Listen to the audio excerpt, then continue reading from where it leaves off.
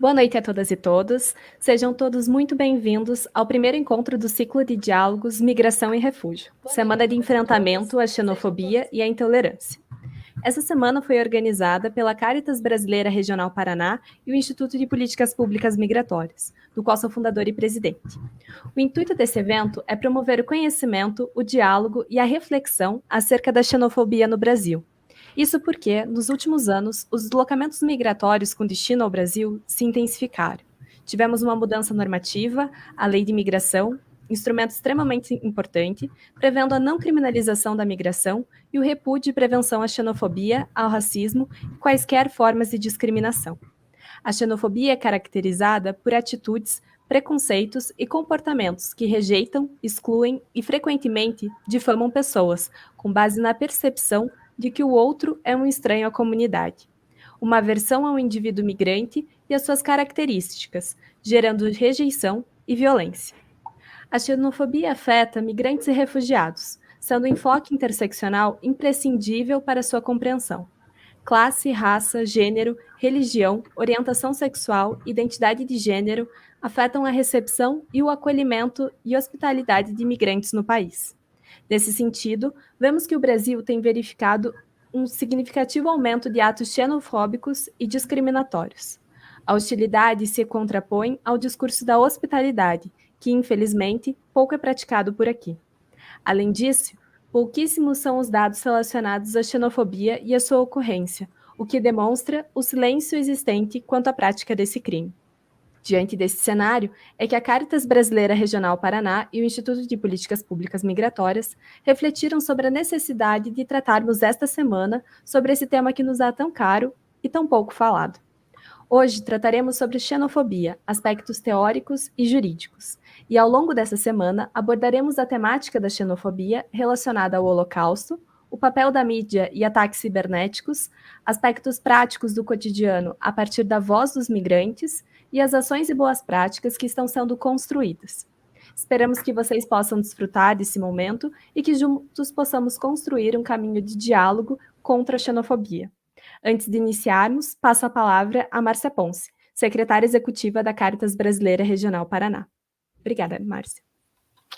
Boa noite, Isabela. Boa noite, doutor João. Tudo bem? Prazer estarmos aqui novamente nesse momento importante para nós, para toda a rede, para debater um tema tão difícil, né, de lidarmos aí no nosso dia a dia. Então, é um prazer estar aqui com vocês. Eu sou a Márcia Ponce, eu estou secretária regional da Caritas aqui no Paraná. Então, a Caritas é um organismo da CNBB, estamos vinculados a uma estrutura religiosa, mas atuamos na promoção humana, na perspectiva dos direitos humanos, da garantia dos direitos das populações mais vulneráveis. Então, movimentos como esse, né, momentos, ciclos de debate, momentos formativos, rodas de conversa, sensibilizações, é uma atuação recorrente, permanente nossa da Caritas, que é de estar promovendo esse debate junto à sociedade sobre temas realmente desafiadores para cada um de nós. Então, neste momento, né, em que nós estamos com o tema da migração bastante intenso no Brasil, a Caritas tem uma atuação bastante expressiva no tema da migração. Essa semana eu acredito que vai ser uma semana que vai render muito para cada um de nós, né?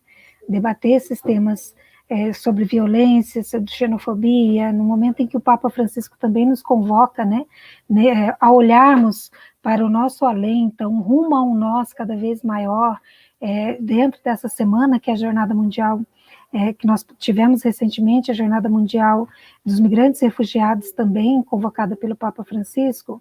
É extremamente importante termos um olhar atento para isso. Então, já agradeço aí pela participação, agradeço também por todos aquelas que estão sempre atentos ao nosso trabalho aqui no Paraná, também com o Conselho, né, Isa, com o Conselho, com o CERMA, o Conselho Estadual de Refugiados, Migrantes e Apátridas, um avanço importante para nós aqui no Paraná, e que a gente se una cada vez mais aí em busca de garantir os direitos dessas populações. Então, boa noite, que a gente tenha uma semana bastante proveitosa e estamos aqui para acompanhar a tua fala, doutor João. Obrigada pela tua presença.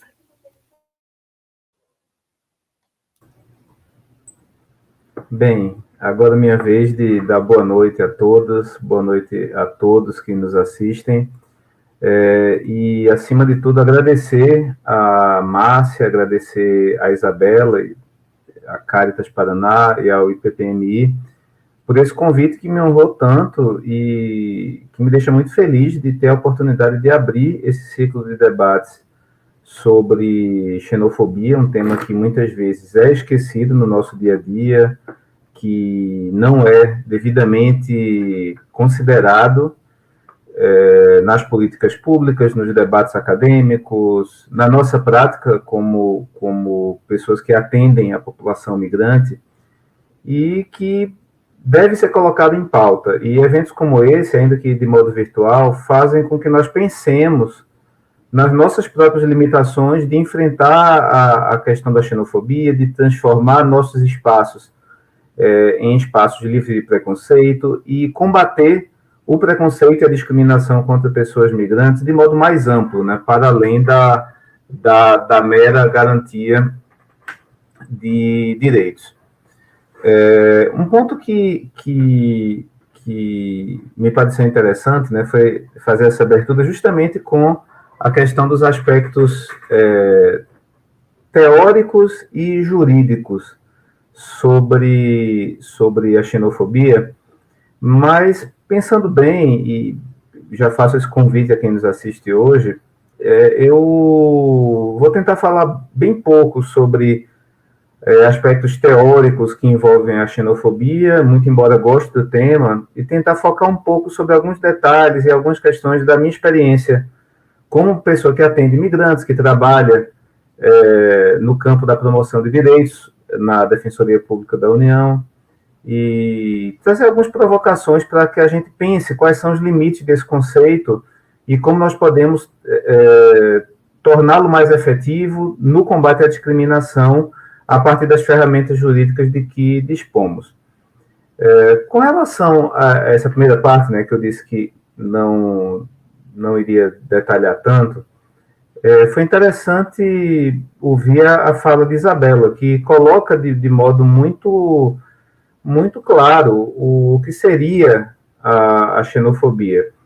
Mas, em termos mais estritos, nós podemos dizer que seria a rejeição ao que vem de fora, ao forasteiro no sentido mais amplo, mas, no nosso caso, a rejeição ao nacional de outro país, a rejeição ao migrante internacional, mas, num sentido mais profundo, seria até a rejeição à ideia do outro, como se o outro não pudesse existir, como se o outro ameaçasse nossa identidade, como se o outro fosse um fator de desequilíbrio do ambiente e que, por isso, fosse depositário de todas as nossas frustrações, medos e da nossa violência. Então, a comunidade se organizando para repelir o que vem de fora, para repelir o outro, seria essa ideia de xenofobia, de ser contra esse elemento externo. E é bem interessante perceber que isso tem um histórico, né? Eu gosto muito do livro Comunidades Imaginadas, se não me engano é esse o nome do livro, Comunidades Imaginadas. Eu errei, eu devia ter consultado antes o nome do autor, acho que não sei se é Perry Anderson, não me lembro, mas eu acho que é Anderson. Se Isabela lembrar, pode me dar um toque. Que eu acho que é um livro decisivo para entender esse tema pelo viés da nacionalidade. Porque ajuda a perceber que nacionalidades são estruturas, acima de tudo, artificiais. Ninguém é naturalmente brasileiro, estadunidense, alemão, japonês, sul-africano. As pessoas são, acima de tudo, pessoas, têm vinculações X no mundo, e num determinado momento histórico, as nacionalidades passam a ter esse destaque e passam a assumir esse papel de referência na identidade. E o conceito de ser nacional passa em algum momento, né, e nós podemos colocar isso do século XIX e mais especificamente no século XX, passa a ser o elemento decisivo de estruturação da vida e dos direitos e principalmente da posição de identidade. É um discurso identitário da nacionalidade. Nós, os franceses, versus nós, os alemães. Nós, os brasileiros, versus nós, os argentinos. Esse tema se coloca com muita força, né? E é interessante também notar que determinadas coisas que parecem naturais para nós, como, por exemplo, a ideia de ser nacional e de ter um passaporte, não são ideias também naturais. O próprio passaporte, enquanto documento, ele só foi existir propriamente no século XX.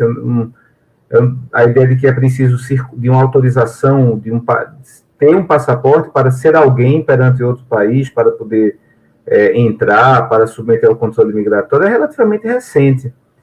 Então, eu acho que um ponto central aí é ver isso, de princípio, né? A artificialidade da ideia de nação e da ideia de nacional, e, por tabela, como se cria essa ideia do outro não nacional, do país, do outro estrangeiro, que não é exatamente o estrangeiro no sentido cultural apenas, daquele que tem outro hábito, outra cultura, vamos dizer, colocando de modo mais informal, o estrangeiro da Bíblia, a quem se deveria dar descanso, hospitalidade, etc. Mas também é o estrangeiro como um item jurídico que dialoga com o serviço público, com o Estado, com a soberania nacional, com os indivíduos. Além dessa contribuição, né, que é repensar a própria ideia de nacionalidade, é repensar a ideia que os nacionalismos fazem do estrangeiro.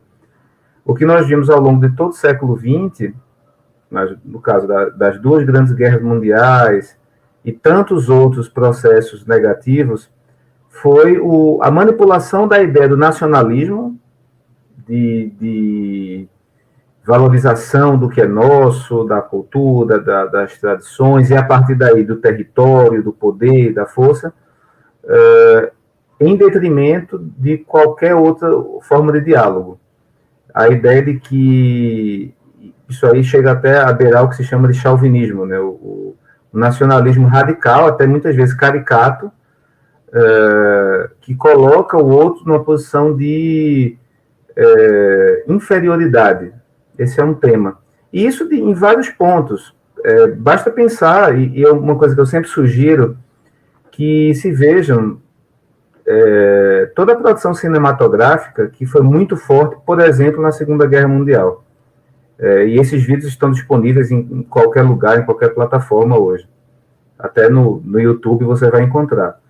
E são vídeos em que você tem alemães menosprezando e fazendo produções sobre judeus, determinando quem era judeu, de modo caricato, debochado,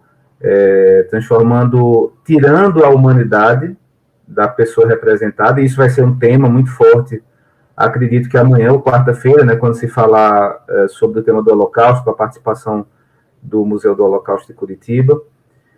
Você vai ver essa produção de japoneses falando dos chineses, dos hábitos, dos americanos falando dos japoneses, inclusive criando um apelido, né, Japs, falando sobre hábitos alimentares, falta de cultura, falta de higiene. E é interessante que sempre há esse traço de considerar a sujeira e considerar o caráter quase de animalização do outro, como se o outro não pudesse ser uma pessoa, tivesse que ser sempre considerado como um animal, como algo sujo, porque a sujeira acaba mobilizando também muitos sentimentos infantis, né? Como, por exemplo, a ideia de que você não quer ninguém sujo na sua casa, você não quer que uma pessoa entre na sua casa com o pé sujo de lama, ou fedendo, ou com roupas com pulgas ou coisa do tipo. E, curiosamente, são esses elementos que acabam sendo mobilizados no imaginário, e existe toda uma produção de crítica, de levantamento, de análise do cinema nesse período, que é um recorte dentre vários, mas me parece interessante para mostrar isso numa mídia que na época era muito, muito forte, né, que era o cinema. E, curiosamente, esses estereótipos, essas reproduções, ou esses clichês, no sentido de reprodução mesmo, acabam fazendo parte da nossa vida. Todos hoje ouvimos clichês sobre o que é ser estrangeiro, sobre o que é ser de qual nacionalidade, colocando sempre as pessoas em categorias. Isso também faz parte, na categorização e a segmentação. Por mais que nós saibamos que as culturas são diferentes e têm características, e é natural falar, por exemplo, de características do atendimento de pessoas venezuelanas, ou do atendimento de pessoas haitianas, ou atendimento de pessoas sírias, ou de pessoas da África subsaariana, o que já é uma generalização, porque envolve dezenas de países, mas, por mais que seja natural saber de determinados perfis, inclusive por questões jurídicas, ou de interesses, ou dos percursos migratórios do Brasil, mas há sempre uma pergunta que eu acho que Márcia, Isabela e todos e todas que trabalham com migração ouvem. Os sírios são assim. Como são os venezuelanos? Os congoleses fazem isso, criando histórias absolutamente gerais, que não consideram individualidades. Então, a generalização também é uma característica, né? E, por outro lado, nós temos todo um debate, que esse eu não vou fazer aqui, por não ser a pessoa adequada para isso, que envolve a discussão sobre o enfrentamento da intolerância e dessa repulsa ao outro, a partir de várias frentes, de vários conceitos. Por exemplo, reconhecimento da alteridade como uma dimensão da existência, é o trabalho que foi feito por um autor que me é muito caro, Emmanuel Levinas, do debate existencialista sobre a sua posição frente ao outro. Mais recentemente, toda a discussão que existe, e é muito forte no estado do Paraná, sobre o conceito de hospitalidade, como um conceito fundante da política também, tem toda a obra discutindo o conceito, que é basicamente a discussão sobre Jacques Derrida. Enfim, existe a xenofobia enquanto um tema teórico de discussão a partir, e aí eu resumo para concluir essa primeira parte, da posição do sujeito frente ao outro. E dos efeitos que isso gera na sociedade. Mas eu queria falar um pouco mais do campo no qual eu tenho transitado, que é o campo do direito, e mais especificamente falando para a comunidade migrante, né, que nos ouve, que nos escuta, que muitas vezes não conhece a normativa brasileira, ou não sabe como funciona, e que muitas vezes confunde racismo, xenofobia. Enfim, falando um pouco agora sobre direito, o que eu gostaria de lembrar, né, o racismo e a xenofobia, ela é, em termos jurídicos, estreitamente vinculada ao conceito de racismo. Então, é impossível discutir xenofobia no direito, ao menos no direito brasileiro, sem pensar na discussão sobre racismo. Isso por quê? Pela própria análise do percurso legal, normativo, que levou à conclusão de ser a xenofobia hoje um crime no Brasil.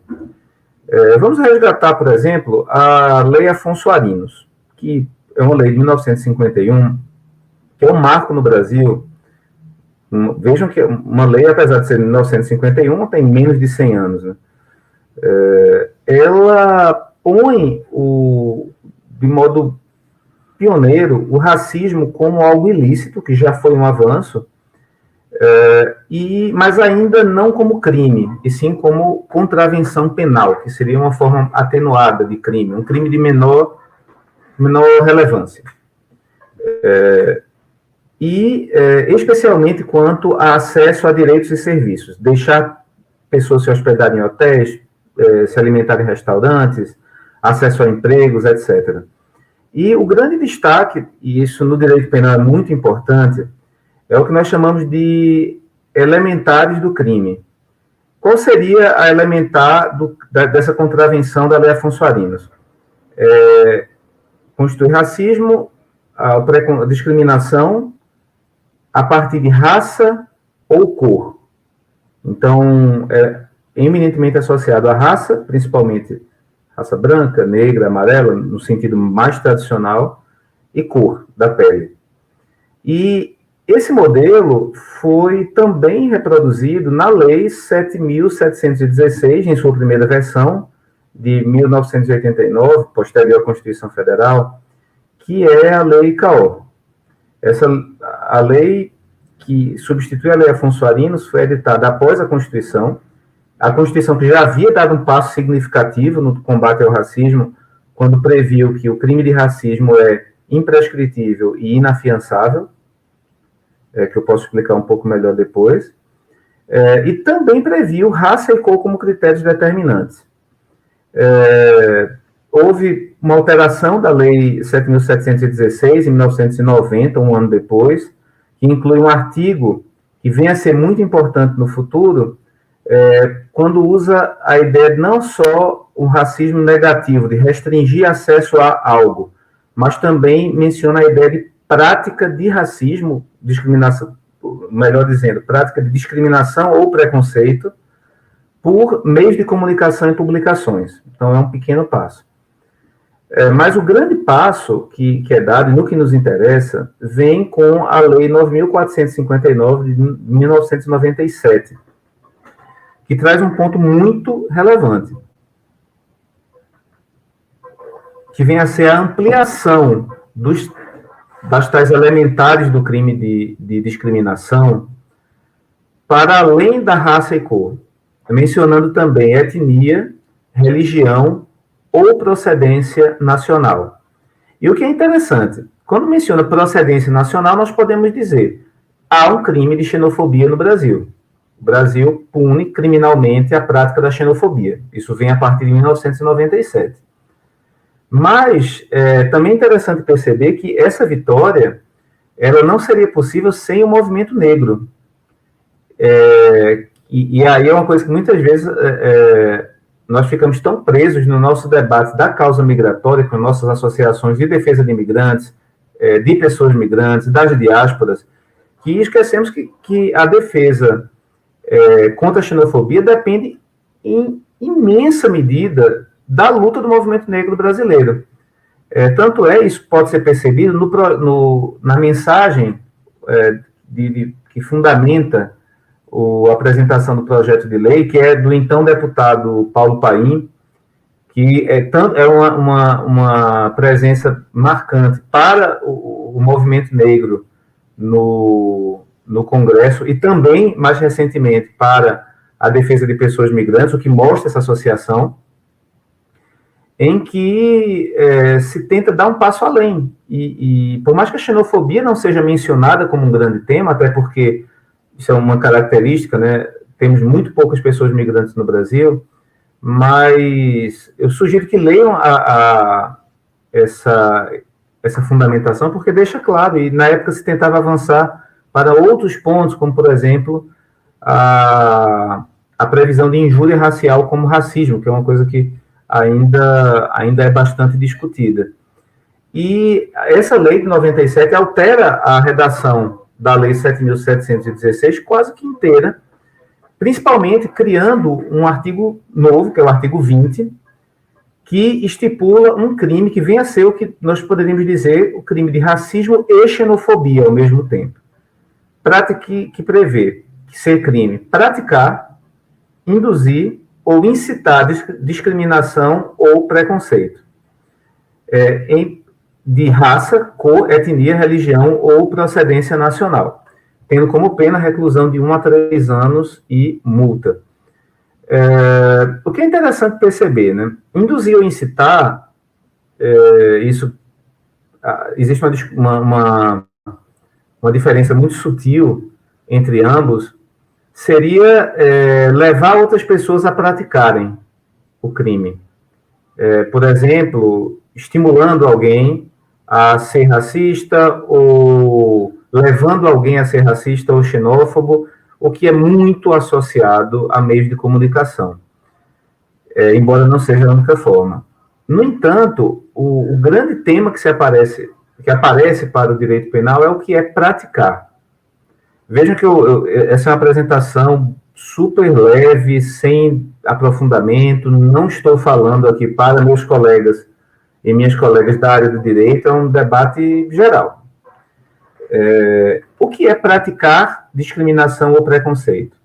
A própria lei, e isso é uma herança da redação passada, ela prevê várias possibilidades, como, por exemplo, a limitação de acesso a serviços públicos, ao serviço militar, acesso a escolas, bares, restaurantes, clubes, associações, hotéis. E a lei é pródiga, né, em exemplos, né, em itens. Mas a prática em sentido amplo do racismo ficou estipulada de modo muito vago. E existe um dado que marca muito o debate sobre racismo no Brasil e que também veio da mesma lei de 97 que alterou o Código Penal. Por quê? Ela introduziu no Código Penal uma nova forma de injúria que passa a ser a injúria racial. Então, o artigo 140 do Código Penal fala que injuriar alguém ofendendo dignidade e decoro é crime. E prevê no parágrafo 3º que se a injúria consiste na utilização de elementos referentes à raça, cor, etnia, religião, origem ou condição de pessoa idosa ou portador de deficiência, essa é uma parte introduzida só em 2003, a pena seria maior, também reclusão de 1 a 3 anos e de multa. E então vejam que nós temos, de certo modo, 2 crimes diferentes de racismo e xenofobia. O racismo e xenofobia da lei do racismo e a injúria racial ou adaptando a injúria xenófoba, que seria o xingamento, a humilhação, o ataque verbal, a injúria real, o ataque físico também, como, por exemplo, cuspir em alguém. Isso parece bom, porque são 2 crimes, então a pessoa leiga pode pensar que isso é positivo. Mas, na prática, isso acaba sendo um limitador muito grande da persecução penal e da punição de pessoas racistas e xenófobas, que é um tema relevante, né? Até porque não é porque nós trabalhamos com direitos humanos que vamos ser contra a criminalização de pessoas que violam direitos humanos, ou que violam o discurso e esse marco dos direitos humanos. Então, o fato de ter 2 crimes parece bom, mas não é, porque acaba gerando uma tensão que é a grande marca do combate ao racismo no campo jurídico. Existe uma tendência estratégica de, quando se defende pessoas que praticam racismo e xenofobia, tirar a conduta do crime de racismo e xenofobia para o crime de injúria racial ou injúria xenofóbica, considerando que a injúria é mais vantajosa para a defesa. Isso por algumas razões. E uma delas que eu posso indicar, vamos dizer, mais estratégica da defesa individual, é uma coisa que essa é um pouco técnica, mas vale a pena mencionar. O crime de injúria, ele é um crime contra a honra, e não exatamente contra direitos humanos. E, como crime contra a honra, existe uma tendência de torná-lo privado, ou de enfatizar o aspecto privado dele. Por exemplo, se menciona que o juiz pode deixar de aplicar a pena, isso é o que está na lei, né, no artigo 140 do Código Penal, se o ofendido, de maneira reprovável, provocou a injúria. Vou dar um exemplo. Uma pessoa que... eu não vou reproduzir, até porque a gente está produzindo vídeos no YouTube, eu não sei como funciona e o que seria melhor em termos de reprodução de determinada fala, mesmo que com, obviamente, aspas, mas eu não vou reproduzir uma fala racista ou fala xenofóbica. Mas vamos imaginar que você tem um debate de duas pessoas, por uma razão banal do dia a dia, que milhões de pessoas passam por isso, e existem xingamentos recíprocos, do tipo, você é burro, você não viu direito, você não olhou por onde anda, você é mal educado, mal educada, e no meio vem a fala xenofóbica, ou a fala racista. Volte para onde veio, e aí fala a nacionalidade, ou algo pior. Vejam que nessa estrutura está havendo um debate. Qual vai ser a tese da defesa? Provavelmente dizer que aquela fala estava inserida num contexto maior de discussão, foi dada no calor da emoção e, principalmente, ela foi uma resposta a uma outra acusação da vítima. Então, isso gera uma inversão, colocando a vítima no papel de culpada. Isso é uma estratégia que não seria possível se a injúria racial fosse racismo. Por quê? Não haveria essa válvula de escape da defesa. Por outro lado, o que nós temos? Praticar é algo muito amplo. O que é praticar discriminação? É só falar? Não. Tem outros elementos. Falar individualmente é praticar? Sim ou não, sem que outras pessoas vejam. Não há... A previsão da injúria racial, ela impede que o conceito da prática de discriminação se desenvolva plenamente. Além disso, no campo da estratégia jurídica, existe uma outra questão, que é a diferença entre racismo e injúria racial quanto aos efeitos. O racismo é um crime que, por previsão constitucional, é inafiançável, ou seja, não permite pagamento de fiança, o que hoje tem um papel mais simbólico do que outra coisa, porque a fiança não impede a liberdade no curso do processo, mas ele é principalmente imprescritível. A pessoa pode ser punida por racismo, não só hoje, mas daqui a 1 ano, 2 anos, 5 anos, 10 anos, por ser considerado um crime grave contra direitos humanos. E, enquanto a injúria racial é prescritível, ou seja, se ela não for investigada e denunciada num determinado tempo, não vai mais ser crime. Então, considerando toda a demora de processo, de investigação, do inquérito, até que venha a denúncia, há uma tendência de se preferir a injúria racial. E, lendo um pouco, e além disso, eu queria só mencionar uma tese de doutorado que eu li hoje, né, para poder falar um pouco nesse debate, de uma pesquisadora da UFMG, Ariana de Carvalho, e esse texto está disponível em qualquer local, que está no Google, né, para pesquisa. É uma tese chamada Um Estudo Sociodiscursivo da Temática do Preconceito contra Negros em Sentenças de Injúria Racial. E o que é muito interessante é que se percebe sempre uma tendência nas sentenças de absolvição a fazer isso que eu disse, a colocar a culpa na vítima, como se a vítima tivesse dado causa ao racismo. O que tem um eco em todo o debate racista brasileiro, que é dizer que existe racismo reverso. Tem eco também na ideia de que racismo não é uma coisa séria, o que leva a gente para um campo que é o do racismo recreativo.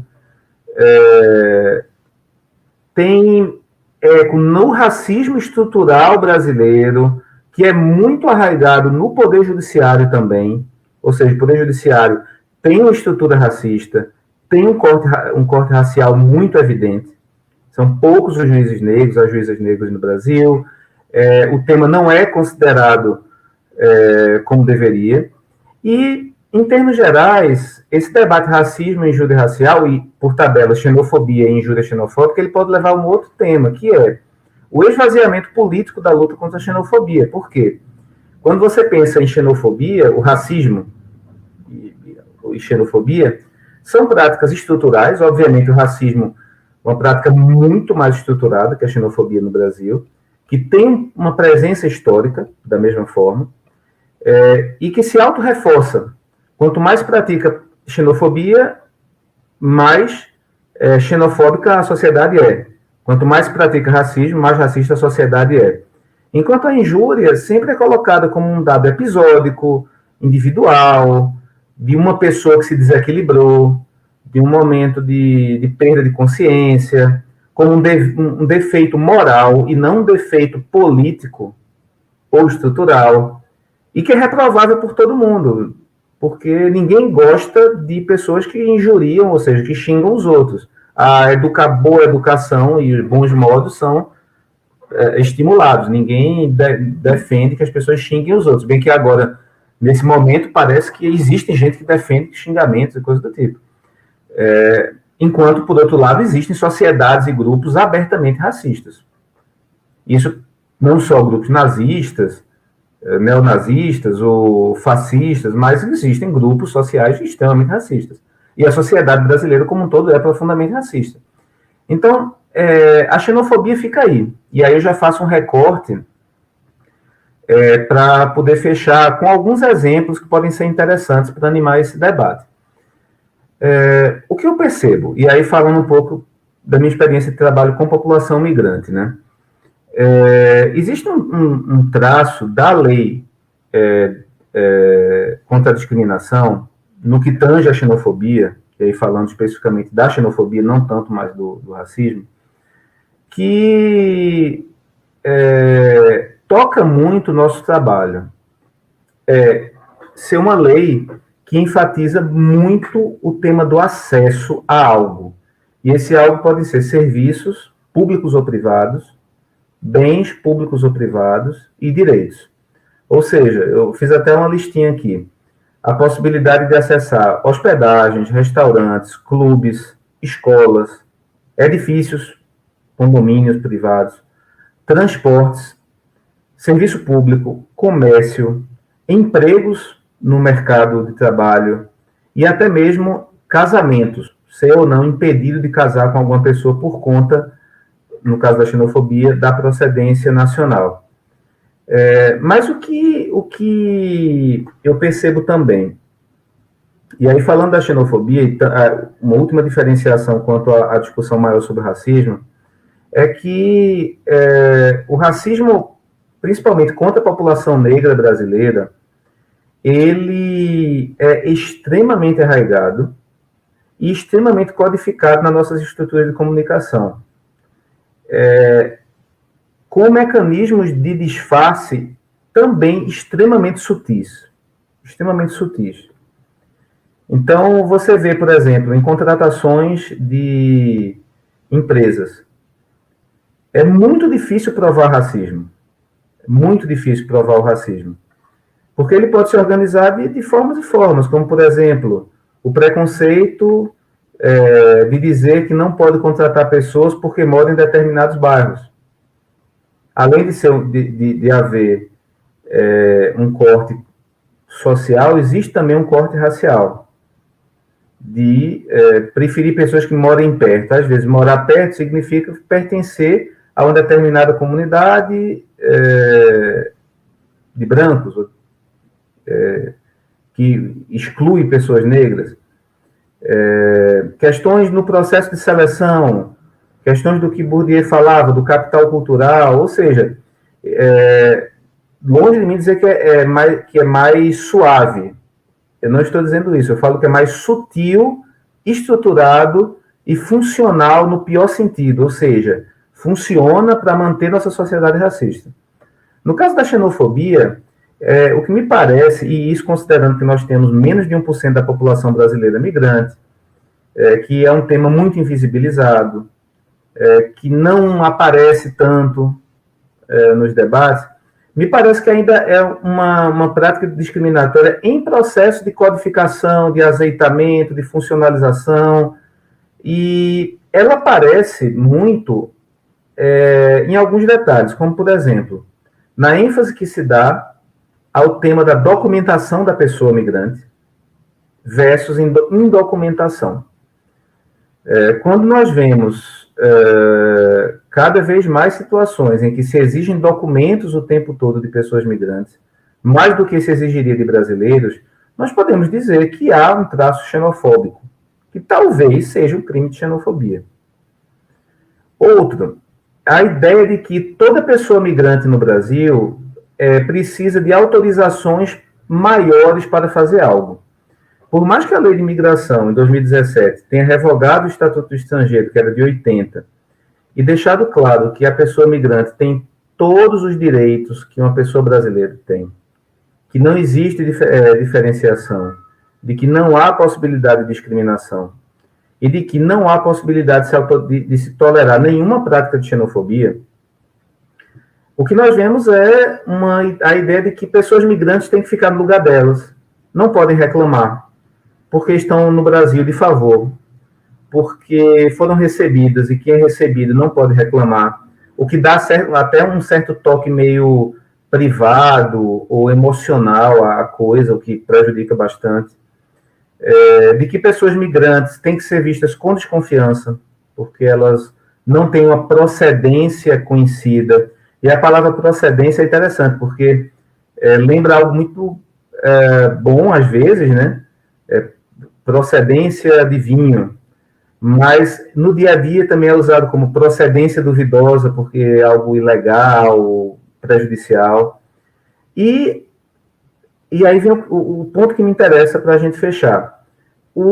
A burocracia, sendo a coisa de exigência de documentos, de papéis, de impossibilidades, de elementos de dificuldade para matricular uma criança na escola, para conseguir um emprego, abrir uma conta em banco, acessar um serviço de saúde, eventualmente viajar, ou coisa do tipo, abrir uma empresa, sendo usada como uma estratégia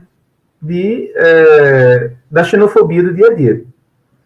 E ainda que ela ainda não esteja tão qualificada quanto as estruturas racistas, é muito complicado provar.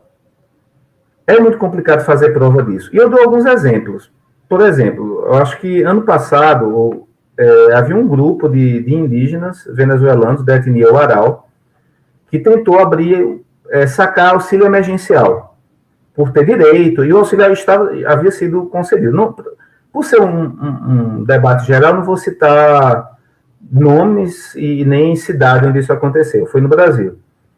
E houve o relato de que essas pessoas passaram 8 horas na agência esperando para sacar o auxílio emergencial enquanto as pessoas faziam conferências. E estava provado que aquelas pessoas todas tinham o documento adequado para sacar aquele benefício, que era o protocolo de solicitação de refúgio. Um documento até bastante conhecido, que tem modelo na internet e tudo.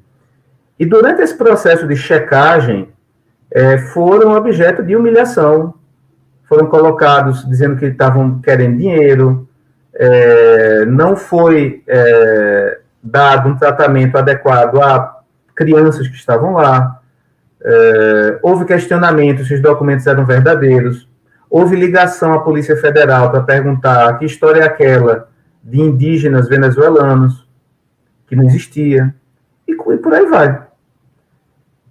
O que foi mau atendimento e o que foi artigo 20 da lei de 1989, alterada pela 97, prática de discriminação por etnia e procedência nacional. É uma fronteira muito difícil de provar, infelizmente. Por mais que eu ache que houve racismo, que houve xenofobia aberta, sempre se pode dizer, era uma cautela bancária, ou então como se fala naquele famoso samba, né? Foi uma ordem superior, é o procedimento, mas os procedimentos têm um viés xenofóbico, esse é um ponto.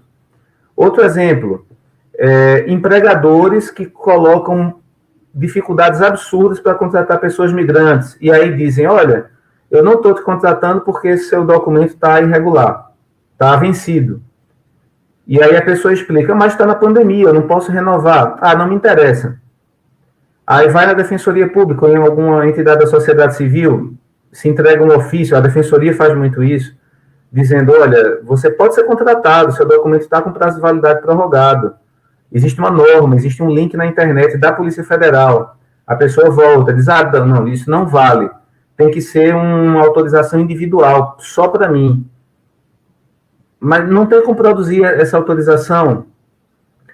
Ou dizer que para a pessoa ser contratada, ela só pode ser contratada se tiver uma autorização de residência para fins de trabalho. E tem que estar escrito no documento que pode trabalhar, se não tiver, não vale. E muitas vezes, atendendo pessoas migrantes, eu já me deparei e já fiz essa pergunta, até para entender o que estava acontecendo. Dizer, olha, até que ponto é apenas um empregador cuidadoso ou um empregador que está fazendo aquilo para forçar uma situação de trabalho sem registro em carteira, ou é uma pessoa que está evitando a contratação da pessoa migrante, querendo se livrar dela, numa prática xenofóbica, que é negar acesso a empregos. Então, esse tema me parece preocupante, que é a nossa capacidade, enquanto sociedade civil, enquanto servidores públicos, servidoras, enquanto pessoas que atendem imigrantes, de detectar xenofobia. Nós não temos essa capacidade ainda desenvolvida, é um tema em construção, e eu acho que aumentar essa capacidade de apuração e aumentar canais de denúncia é o nosso desafio para os próximos 5, 10 anos. Para que a burocracia, para que esses códigos sutis, para que esse sentimento nacionalista horroroso que tomou o Brasil, para que esse neofascismo tupiniquim, vergonhoso, de verde e amarelo, não se imponha. E é uma frente de resistência. Nós, como eu disse, nós vivemos com menos de 1% da população migrante no Brasil, mas é uma população extremamente vulnerável ao discurso fascista que impera, do governo Bolsonaro, de seus asseclas, de tantos grupelhos fascistas que se organizam, do neonazismo que existe no Brasil, então, e do preconceito, das grandes interfaces que existem entre racismo e xenofobia, que estão não só na lei, mas também na nossa prática cotidiana. Esses são meus comentários, um comentário bem leve, não porque o tema não permite, mas, como eu disse, superficial, porque a gente pode debater não só com pessoas do direito, mas também com outras áreas, e que a gente possa lidar de um modo produtivo, sabe? Trabalhar juntos, construir modelos de combate à xenofobia, pensar mais no tema, e por isso estou super ansioso com as próximas lives, os próximos debates. Acho que a iniciativa foi fantástica. Sei que essa minha fala é um pouco chata, mas espero ter contribuído um pouco para colocar esse tema em evidência. E, mais uma vez, agradeço demais Isabela, Márcia, mas também Caritas Paraná e PPMI por essa iniciativa. E é isso. Muito obrigado a quem nos escutou hoje. João Chaves, a gente que agradece imensamente, assim, de você estar conosco mais uma vez num momento como esse.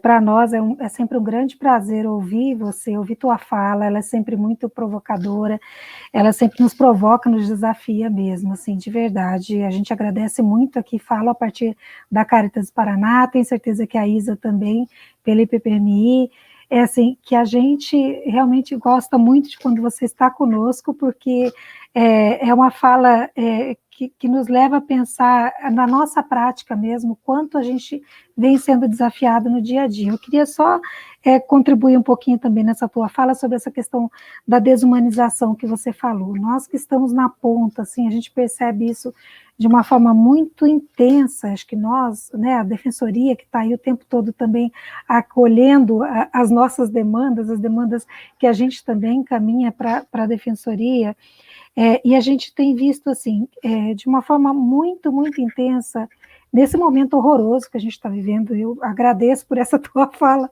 final, me senti muito contemplada nessa tua fala final.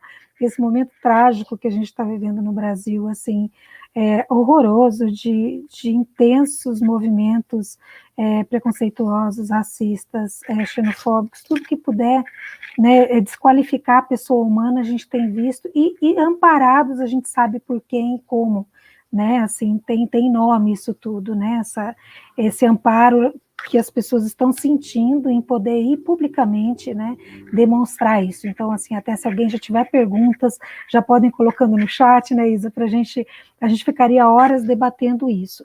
Mas uma das coisas, assim, que a gente realmente percebe é essa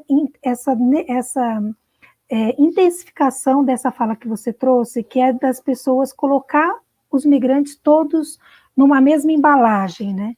Não respeitando aí a diversidade que a migração traz, e qualquer ato ou qualquer fato é porque são haitianos, ou porque são venezuelanos, ou porque são sírios, desqualificando a pessoa humana que está nesse movimento migratório, né? Desqualificando o ser que está nesse contexto migratório.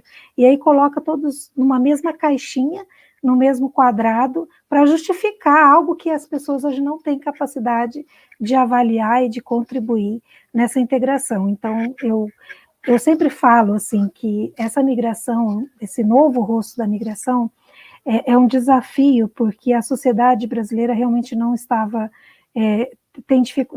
preparado para esse tipo de migração, né?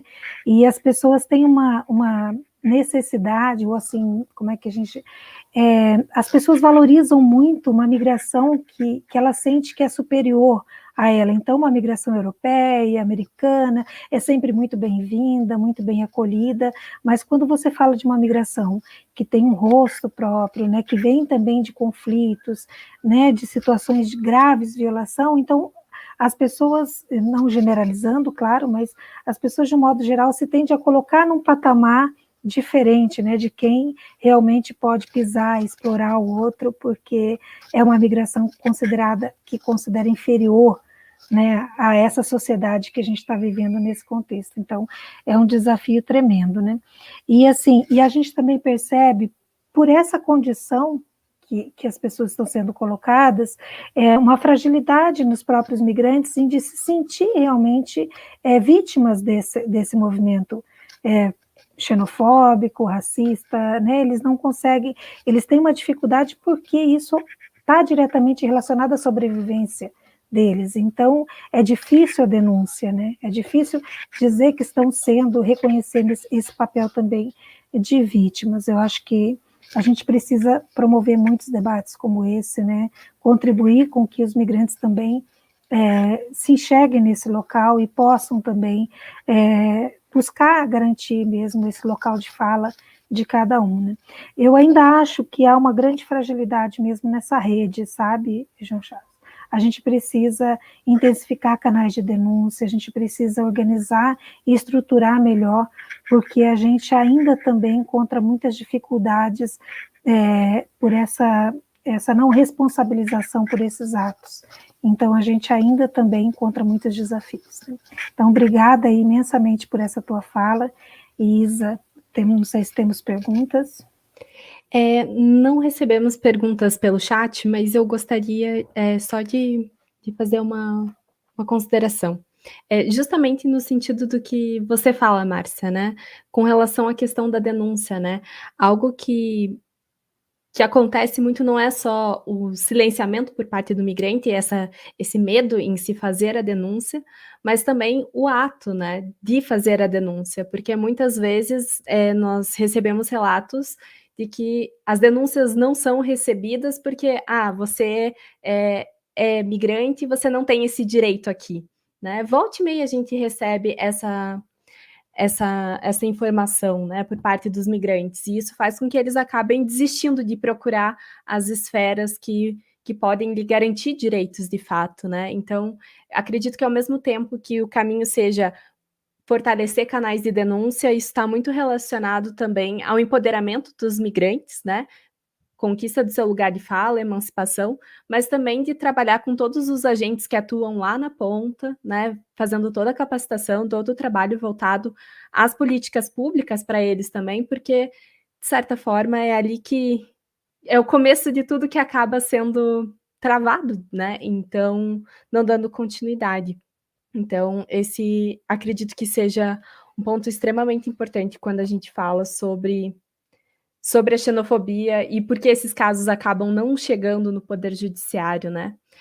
Recentemente eu fiz uma pesquisa sobre xenofobia, não tenho exatamente agora o nome, mas foi uma pesquisa que foi feita no ano de 2016 e que constava que no Poder Judiciário brasileiro, 3 casos de xenofobia haviam chego ao Poder Judiciário e haviam sido julgados de fato, e todos foram absolvidos em primeiro grau, né? Então, ainda tem todo esse movimento, né? Todo um trabalho a ser construído relacionado a isso. A gente recebeu aqui uma pergunta no chat da Lívia, e ela diz o seguinte: a criação de delegacias específicas seria um instrumento válido para incrementar o combate à xenofobia, dado o cenário político-social atual? Seria viável? Olha, eu respondendo a essa pergunta, já aproveito para agradecer a Isabel, que esclareceu que o nome do livro é Comunidades Imaginadas, o autor é Benedict Anderson. Perry Anderson, se não me engano, é o autor que fala sobre pós-modernidade, mas é Benedict Anderson. É um livro até antigo, mas é bastante acessível. Eu acho que a gente, como eu disse, né, tem tão poucos migrantes proporcionalmente que é muito difícil pensar numa delegacia de combate à xenofobia. Mas talvez fortalecer os canais das delegacias de combate ao racismo para também ter esse viés antidiscriminatório da xenofobia. Então, acho que o compartilhamento desses canais de denúncia e a qualificação de profissionais e a produção de material sobre xenofobia como crime, não como algo menor, secundário, que também é um crime grave, pode ser interessante. Eu acho que mais do que delegacia especializada em xenofobia seria canalizar de modo mais eficiente para os fluxos já existentes de combate ao racismo e combate à discriminação no sentido mais amplo.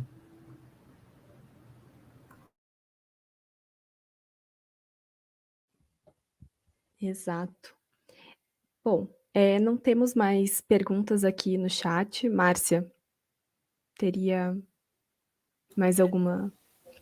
Não, só queria dizer realmente assim, João Chaves, e a pergunta da Lívia, que ela fala sobre criação de delegacias, a gente vê que isso que você coloca realmente é fato, né? A gente não tem um número tão expressivo que pudesse garantir serviços específicos como esse. A gente já tem uma dificuldade, inclusive, para a regularização migratória. Você sabe que essa é uma luta nossa antiga, há anos, né? Desde antes da formulação dessa nova lei de imigração, a gente já falava isso, de ter departamentos específicos para atender os migrantes, que não fosse na Polícia Federal, enfim, que pudesse criar um atendimento mais humanizado, e a gente tem realmente muitas dificuldades com isso.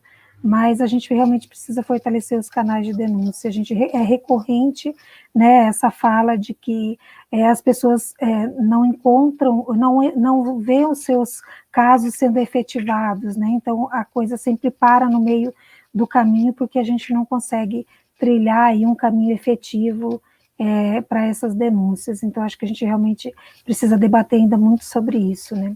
E agradecer sempre, né? Dialogar e buscar caminhos. A gente vai ter um momento essa semana, né, que eu acho que é bastante importante, que vão ser com os próprios migrantes, que a gente vai falar de xenofobia nos aspectos práticos do cotidiano.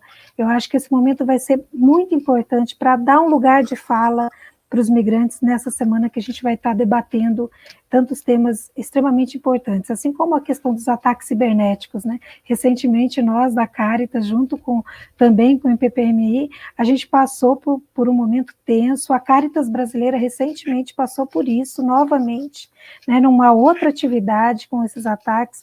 Então, a gente precisa dar voz para isso, a gente precisa debater essas questões, né? A gente tem que promover sempre esses espaços e fazer chegar a nossa voz onde puder. Então, eu agradeço imensamente, João, por essa oportunidade. Eu acredito que essa semana vai ser bastante produtiva para todos nós, né? Exato. E para além, né, de ouvir todos os migrantes e compreender um pouco melhor como se dá, de fato, a xenofobia e começar a pensar em novas ações, a gente vai ter também um painel na sexta-feira sobre ações e boas práticas, projetos que já estão acontecendo, né, todo esse movimento, para pensar em ações voltadas à sensibilização, ao combate e à prevenção à xenofobia, né? Bom, sem mais perguntas, eu queria agradecer muito, João Chaves, pela sua fala. É muito conhecimento, né, que foi trazido, acredito que todo mundo tenha aproveitado muito, e toda a reflexão, né, que acho que esse é o ponto principal, né, eu acredito que todo mundo que participou aqui hoje, e as pessoas que vão acabar assistindo em outros momentos, vão se questionar um pouco mais sobre os próximos caminhos, o que a gente deve estar fazendo, né, para que a gente possa trabalhar sempre com a temática da migração e trazendo um pouco mais os migrantes para o seu lugar de fala, né, e para o seu espaço de fato. Então, queria só... Diga, Márcia. Eu só ia completar assim, Isa, para quem está nos acompanhando aí pelo YouTube, pelos canais, a ideia dessa semana é a gente fazer momentos breves, uma fala geral e a gente abrir para o debate, né? Porque acho que todos nós estamos vivendo intensamente o que a pandemia abriu aí, que são as atividades online, estamos todos bastante sobrecarregados de lives e de eventos, então a intenção dessa semana são realmente debates curtos, né, uma hora de duração, que a gente traga algum tema de impacto, um tema importante, para que as pessoas também possam se sentirem motivadas a estar conosco na semana toda nesse debate. E aproveitando da minha parte, eu já agradeço mais uma vez pelo convite, né? E eu acho que eu acabei falando muito de direito e deixei de lado algumas coisas que eu queria falar também, mas fica para a próxima. Eu me empolguei, acho que pouca gente sabe, né? Mas antes de trabalhar com migração, eu trabalhei muito tempo na área criminal da DPU e estava com saudade de falar um pouco sobre direito penal, talvez tenha sido por isso minha empolgação em discutir tantos temas, mas espero que tenha ficado um pouco mais claro. Mas antes da despedida, queria só divulgar, são 2 livros e um artigo que estão, eu fiz esse compromisso de divulgar hoje. Um deles, além, óbvio, do Comunidades, que eu já mencionei, é um livro muito bom, que é o Casta, As Origens do Nosso Mal-Estar, da Isabel Wilkerson. É um livro sensacional, eu acho que foi publicado esse ano no Brasil, muito pautado na realidade americana e da ideia de casta indiana, mas vale muito a pena ler, e tem muita coisa que pode ser abordada, explorada, né, pela questão também dessa ideia de segregação. Sugiro também um livro que falando sobre essa ideia que Márcia mencionou, do migrante perfeito. Tem um livro que tem quase esse nome, O Imigrante Ideal, o Ministério da Justiça e a Entrada de Estrangeiros no Brasil, de Fábio Koifman, que é uma grande referência para discutir a ideia da xenofobia institucional no Estado Novo, que não ficou no Estado Novo, que se protrai no tempo e tem alguns efeitos. E mais especificamente, para quem quiser uma leitura mais curta, mas não menos profunda e interessante, o artigo da minha amiga Svetlana Ruseshvili, que é professora da Universidade Federal de São Carlos, chamado Fronteira Desterritorializada, Inclusão Diferencial e Estado-Nação. A Comissão Brasileira de Seleção de Refugiados da Segunda Guerra Mundial, que faz um comentário muito interessante e profundo e, ao mesmo tempo, fácil de ler, sobre um documento decisivo na política migratória brasileira, que foi o relatório Neiva, um relatório feito por um funcionário público que foi à Europa, no pós-guerra, para selecionar quais seriam os refugiados, ou os deslocados da guerra, como se menciona no documento, já que foi até antes do Estatuto dos Refugiados de 51, que deveriam vir para o Brasil. Quem o Brasil deveria aceitar ou não e por quê. E é chocante ver o que está escrito lá, a xenofobia em seu estado puro, e sugiro muito essa leitura. Eu acho que quem puder ler está disponível, é um artigo acadêmico, mas está disponível na internet, e vai gostar e vai se surpreender bastante, e pode se questionar o que dessa visão do migrante ideal e dessa xenofobia do século XX ainda permanece nas nossas práticas, apesar da nossa lei ser tão progressista. Mas é isso, muito obrigado, foi uma honra para mim, e que esse ciclo tenha mais debates cada vez mais interessantes. Muito obrigado mesmo. Bom, muito obrigada, João. Agradeço a todos os que estavam presentes nos assistindo e a todos que vão nos assistir. Convido a todos e todas para o nosso evento de amanhã, Xenofobia e Holocausto, com a presença do Carlos Seis, coordenador no Museu do Holocausto de Curitiba, e a Rolande Fischberg, sobrevivente do Holocausto. Nesse mesmo horário, às 19 horas, e é isso. Só um detalhe, João, pediram para você repetir as indicações, acho que você pode digitar e a gente coloca aqui no chat ou disponibiliza pelas redes sociais também para todo mundo ter acesso com relação às indicações. Tá bom? Acho que teu microfone está fechado. Ops, desculpa, eu vou mandar e aí de repente vocês podem botar no chat ou na descrição do perfil ou em algum post. Tá sim, pode deixar. Tá bom, então. Então, muito obrigada, Márcia, muito obrigada, João, muito obrigada a todas e todos, e uma boa noite a todos. Boa noite, gente.